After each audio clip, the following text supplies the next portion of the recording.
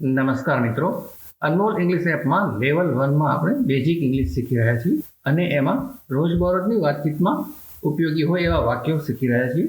Chapter 26માં આપણે વાક્ય number 251 થી 260 શીખવાના છે. આપણે દરેક ચેપ્ટરમાં દરેક વિડીયોમાં 10 વાક્યો શીખીએ છીએ. તો ચાલો શરૂ કરીએ. વાક્ય નંબર 251. હાઉ સ્ટ્રેન્જ, કેવું વિચિત્ર.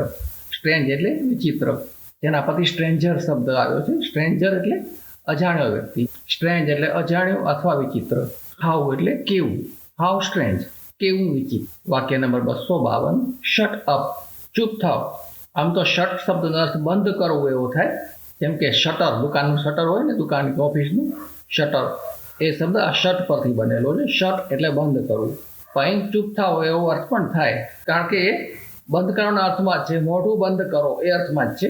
એટલે મોઢું બંધ કરો કે ચૂપ થાવ, એને કહેવાય શટ અપ. વાક્ય number 253. I will call you, હું તમને કોલ કરીશ. વાક્ય નંબર 254. આઈ એગ્રી, હું સહમત છું. વાક્ય નંબર 255. વોટ્સ ન્યૂ, નવું શું છે. વોટ્સ છે વોટ ઇઝનું ટૂંકું રૂપ છે. વોટ ઇઝ ન્યૂ, નવું શું છે. વાક્ય નંબર 256. સી યુ સૂન, ફરી મળીશું, આવજો. વાક્ય નંબર 257. નોટ એટ ઓલ, જરાય નહીં, બિલકુલ નહીં, આમ તો નહીં જ ચાલે, એમ કેવું ત્યારે કહેવાય નોટ એટ ઓલ, જરાય નહીં, બિલકુલ નહીં. વાક્ય નંબર 258. It's amazing. અમેઝિંગ એટલે અદ્ભુત, આશ્ચર્યજનક કે અદ્ભુત. ઇટ્સ એટલે it is. It is amazing, it's amazing, એ ખૂબ અદ્ભુત છે.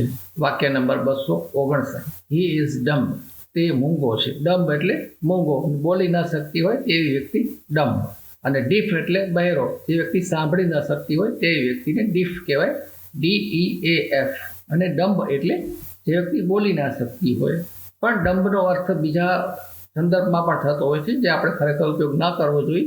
પણ સામાન્ય રીતે મંદબુદ્ધિ કે એવા વ્યક્તિને પણ ડમ્બ કહેવામાં આવે છે. આ ફક્ત જાણકારી માટે કહું છું, વાસ્તવમાં કોઈને ડમ્બ કહેવું યોગ્ય નથી. વાક્ય નંબર 260. હાઉ ફુલિશ, કેવી મૂર્ખ વાત કે કેવી મૂર્ખ બાબત, કેવી મૂર્ખાઈ.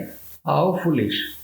FOOL, ફૂલ એટલે મૂર્ખ, એના પરથી ફુલિશ, મૂર્ખાઈ પૂર્ણ. તો મિત્રો, આ સાથે ચેપ્ટર 26 પૂરું થાય છે. વિડીયો જોયા પછી તરત જ અનમોલ ઇંગ્લિશ એપમાં આ ચેપ્ટર સાથે લિસન, થિંક, સ્પીક પદ્ધતિ અનુસાર જે પ્રેક્ટિસ આપેલી છે એ પ્રેક્ટિસ જરૂર પૂરી કરી લેજો. દરેક વખતે વિડીયો જોયા પછી એપમાંથી આ પ્રેક્ટિસ કરતા રહેશો તો તમને થોડાક જ સમયમાં ગ્રામરના નિયમો યાદ કર્યા વગર જ સરસ મજાનું ઇંગ્લિશ બોલતા આવડી જશે.